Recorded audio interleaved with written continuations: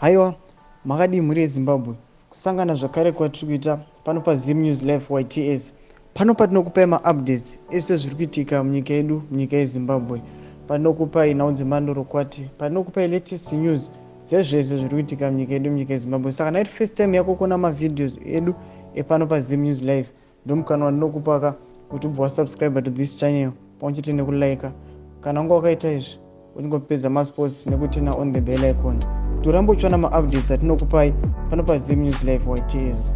Muri yeZimbabwe, nyaya yefree education yatozonetsa, nyaya yefree education yatozokora moto manje, nekuti I think kana mama akambozwa rimwe video redu patakamboreza complain vanhu vachiti aiwa government yaMnangagwa inotipromisa kuti we are going to provide free education, but kana va mukutonga hapana zvinozofulfilliwa. Saka nhasi pane nyaya yakamira kudai so iri kunzi government has backtracked on its promise to provide free education, saying the move requires resources and serious mobilization strategies. Speaking to local media, Primary and Secondary Education Minister Torera Moyo said the Emerson Mnangagwa-led government was committed to providing free education despite the challenges.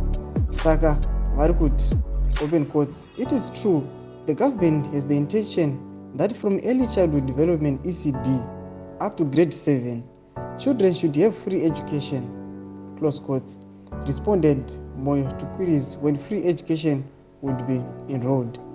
That is the aim of the president, so this is not new. It is an issue that we are seriously considering and it will not take us 3 years to implement. Saka indonyaya kutaura kuti it will take us less than 3 years kuti implement kuti from ECD up to grade 7 vachange vachiprovide free education.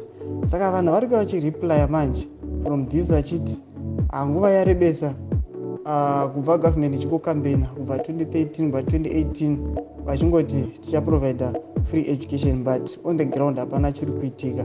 And then ivo vaibesa on the assumption yekuti we are going to provide free education despite the challenges, vachiti we are ready to provide free education despite the challenges, but izvezvi vakuti pakudiwa a lot of resources. Saka muri yeZimbabwe ndo nyaya tata kuvigirai kuti government yaMnangagwa ZANU-PF hapana zvairi kuita.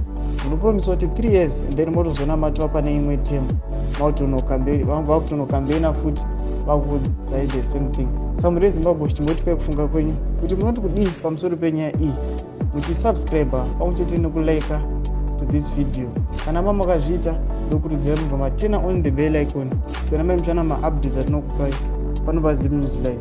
Tosangana video redu rinotevera.